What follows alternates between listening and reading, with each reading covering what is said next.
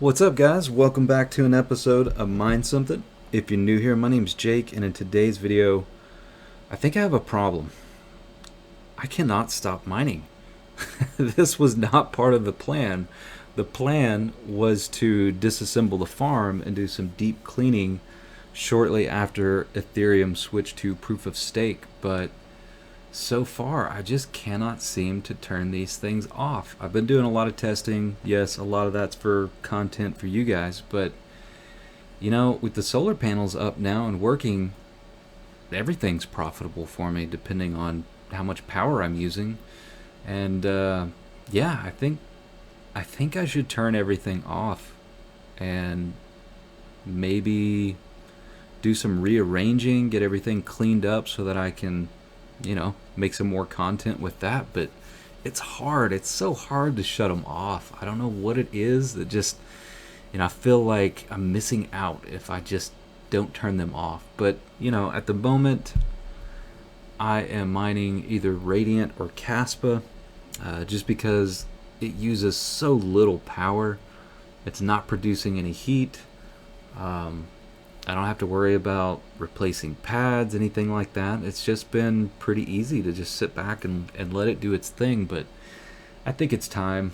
I know. I have a lot going on. Work is really busy at the moment, so it's been difficult to decide, when to disassemble everything and having the time to do the deep cleaning. But I don't know. Maybe that's some content you guys want to see. But there's a few other things that I wanted to talk about today.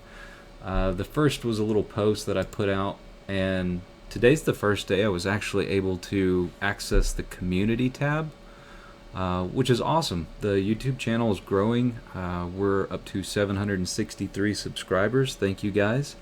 But yeah, looking at this poll here, I was curious what percentage of the audience has hit return on investment with their rigs before GPU mining became unprofitable.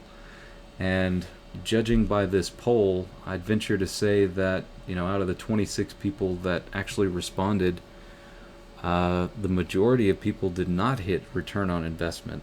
So if you're one of those people, man, I feel for you. I know it's a tough situation to be in.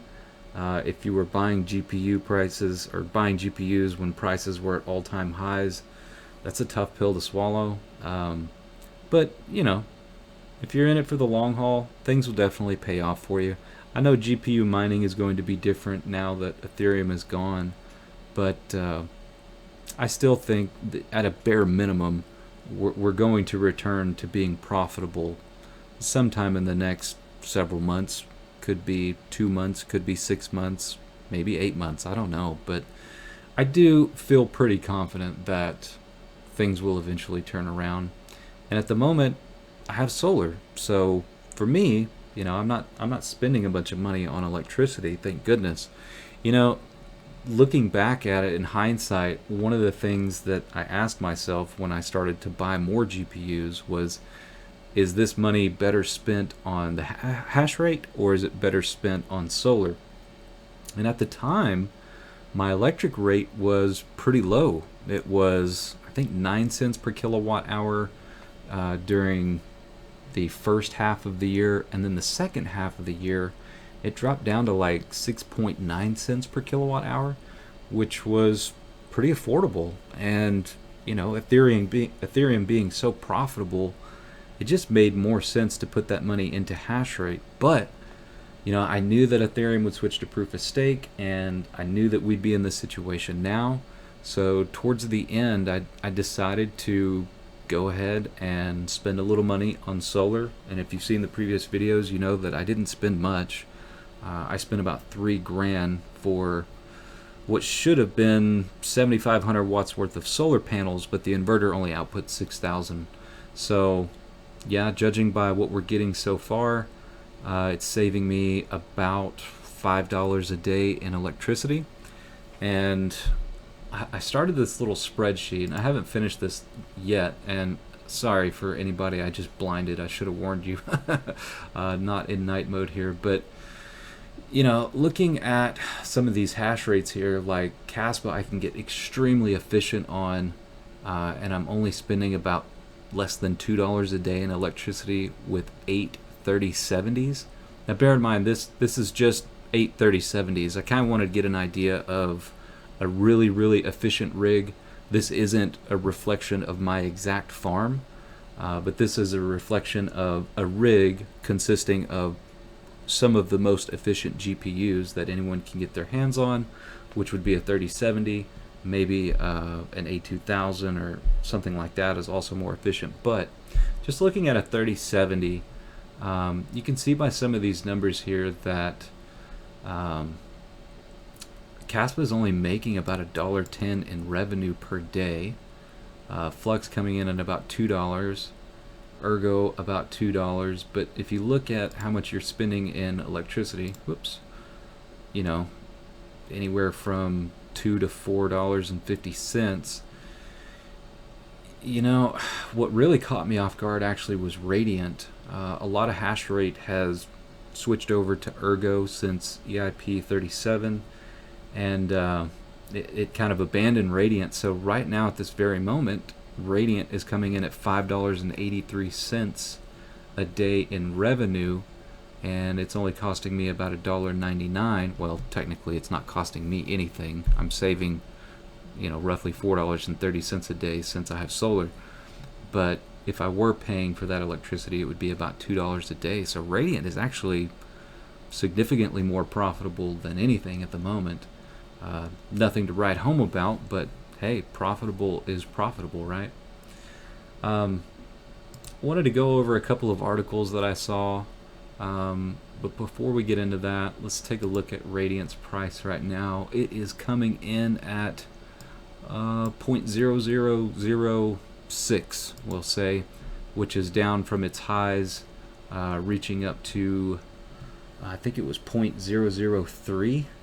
So we dropped tremendously. There's not a lot of volume going on with this particular coin.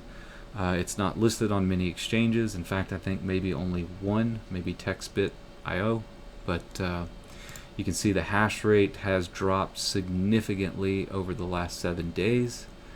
And if we take a look at, well, I don't have it pulled up right now. I was just going to show you my daily earnings. But yeah, I'm bringing in about 8,000 Radiant a day with the farm on it and using about 1,800 watts.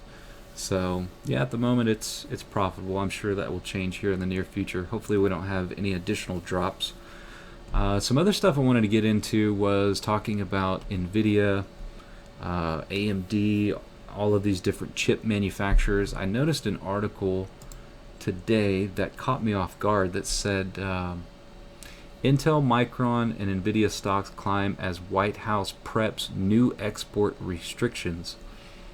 So if you weren't aware, Biden's executive order way back in March 11th basically just made it extremely difficult for the US to export any type of chips to certain countries, such as the R word, which I don't want to say, and China, of course. And you know, that's definitely going to hurt their business model a little bit. But I think there's a lot of companies that are focusing on building chip manufacturing plants here in the US. So if you weren't familiar with Biden's policy, this is some recent news. On September 27th, it says, recently the White House prohibited Nvidia from selling some of its chips to China. This will undoubtedly hurt Nvidia's ability to meet its guidance and create additional shareholder value in the following quarters.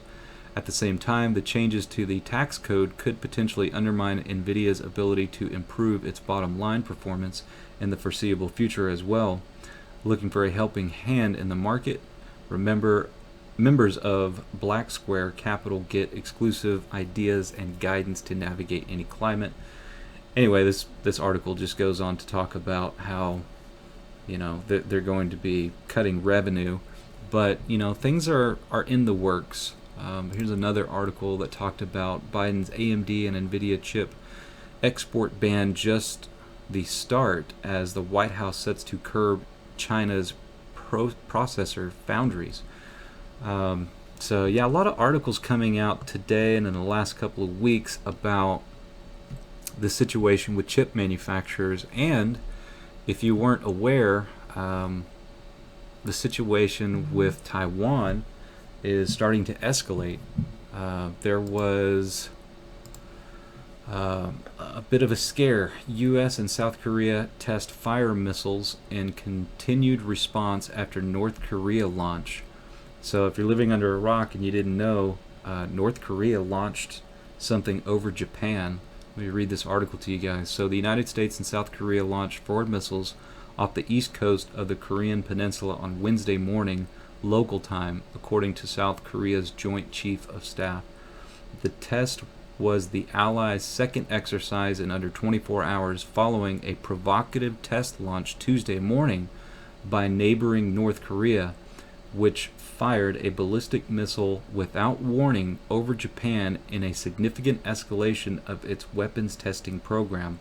The U.S. and South Korea initially responded to the provocation with a precision bombing exercise on Tuesday, which involved a South Korean F-15K fighter jet firing 2 air-to-surface munitions at a virtual target in a firing range west of the Korean peninsula, per the South Korean Joint Chiefs. The Allies typically respond to missile tests by North Korea with military exercises. Wednesday's launch included 4, I don't know what that is, ATACMS missiles. The statement by the South Korean Joint Chiefs said, also known as Army Tactical Missile Systems. Such weapons are surface-to-surface missiles that can fly around 200 miles. According to John Kirby, the National Security Council Coordinator for Strategic Communications, the launch was designed to demonstrate that the U.S. and its allies have the military capabilities at the ready to respond to provocations by the North.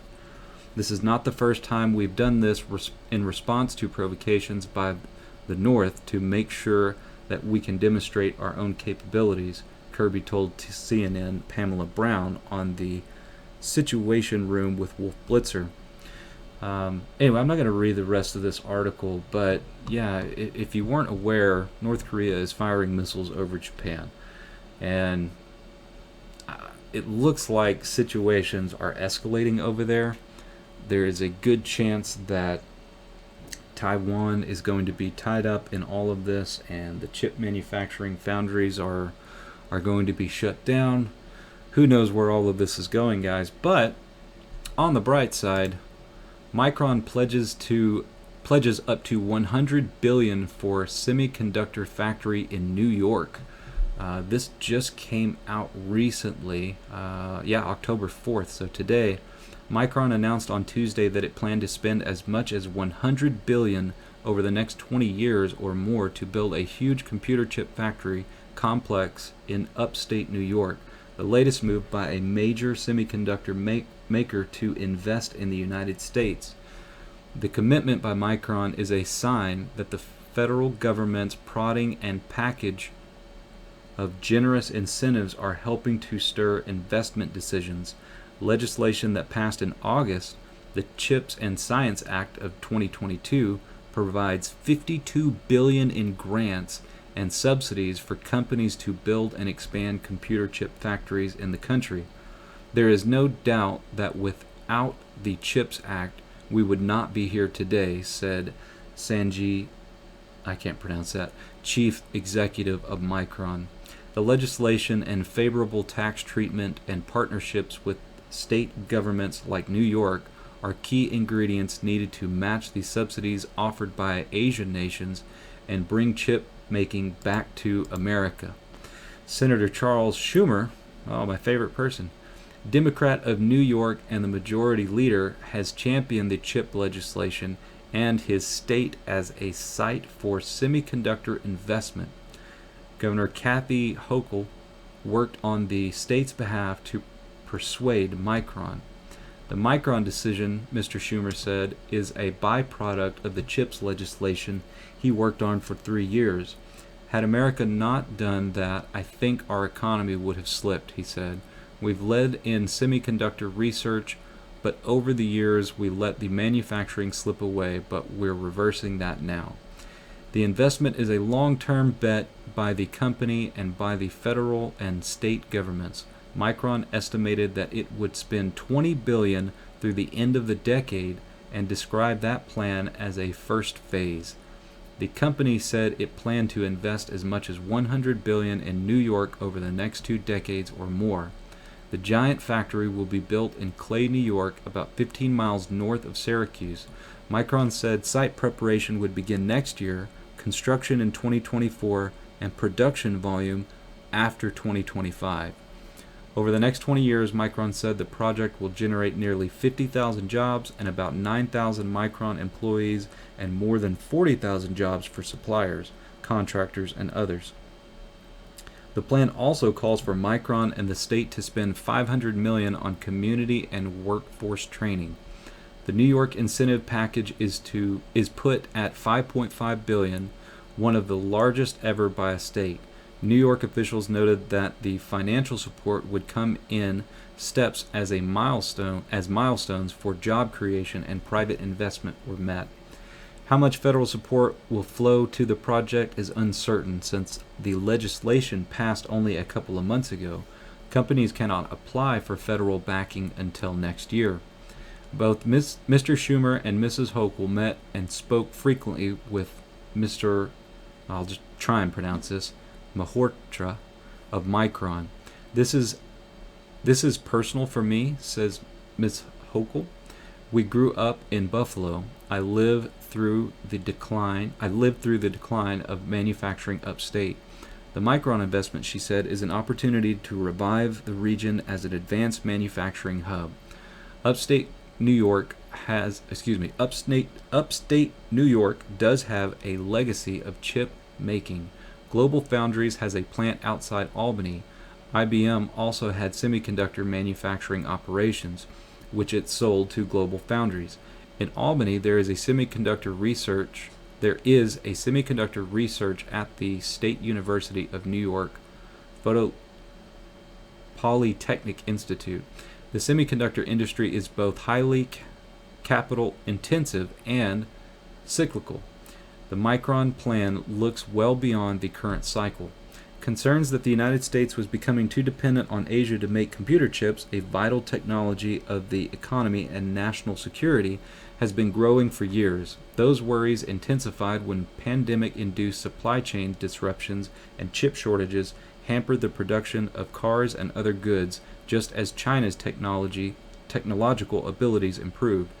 China has also ramped up its rhetoric and its military threats to Taiwan, a vital chip supplier. Those industry and geopolitical forces increase support for the federal chip legislation. To chip makers, it has been clear since the Trump administration that manufacturing in the United States would be encouraged and imports would be threatened with trade curbs. The final bill attracted both a rare measure of bipartisan backing in Congress and a rare endorsement of industrial policy. There can be a role, experts say, for government intervention on behalf of industries deemed to be crucial to a nation's economy. Japan effectively marshaled government support for its auto, mainframe, computer, and semiconductor industries in the 1960s and 70s.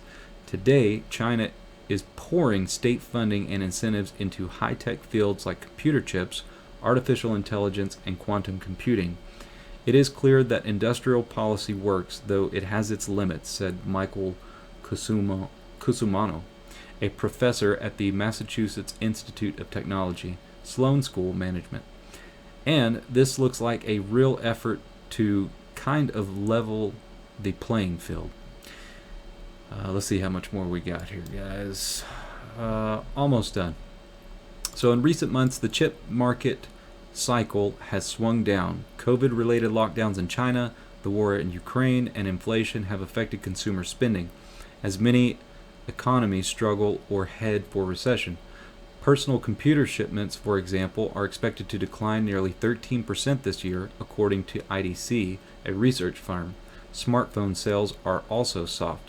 Micron is a leading producer of memory and data storage chips used in personal computers, smartphones, data centers, cars, and an array of other electronic products. The company based in Boise, Idaho, reported a 20% fall-off in sales in its most recent quarter to $6.64 billion and a 45% decline in profit to $1.49 billion. But beyond the current cycle, the demand for memory chips is expected to grow, doubling by the end of the decade, according to industry estimates. The company joins other major chip manufacturers in expanding operations in the United States. Intel, banking on investment incentives, announced in January it plans to invest $20 billion to build 2 chip plants in Ohio. In late 2021, Samsung said it would build a $17 billion plant in Texas. It later raised the possibility of adding several more in the state, with a total long-term investment of nearly $200 billion. In 2020, Taiwan Semiconductor Manufacturing Company announced it would construct a $12 billion factory in Arizona. This year, Mark Liu, chairman of TSMC, told shareholders that the price tag was likely to go higher, in part because the United States lacked the rich ecosystem of suppliers and large pool of skilled workers that had developed around TSMC, the world's largest chip maker in Taiwan. But Mr. Liu added that his company would proceed with its plans in the United States no matter what. So, sorry about the long article here, guys, but just wanted to get through this to point out that things are shaping up in the United States as far as chip manufacturing is concerned. And a lot of this is due to the macroeconomic situation, as well as heightened tensions across the world between Taiwan, China, North Korea, and Russia. So expect big things to be happening here in the near future. And for now, don't expect things to get any cheaper when it comes to GPUs, graphics cards. I mean, maybe we're going to see some downturn with the market being the way that it is and deflation coming. But as a whole, it looks like production in other places and shipment to us may be a problem going forward in the short-term future. So anyway, that's all I got for you guys today. I hope you enjoyed the video. Do me a favor, hit that like, and if you haven't already, hit the subscribe, and I will keep you guys updated. Until then, I'm out.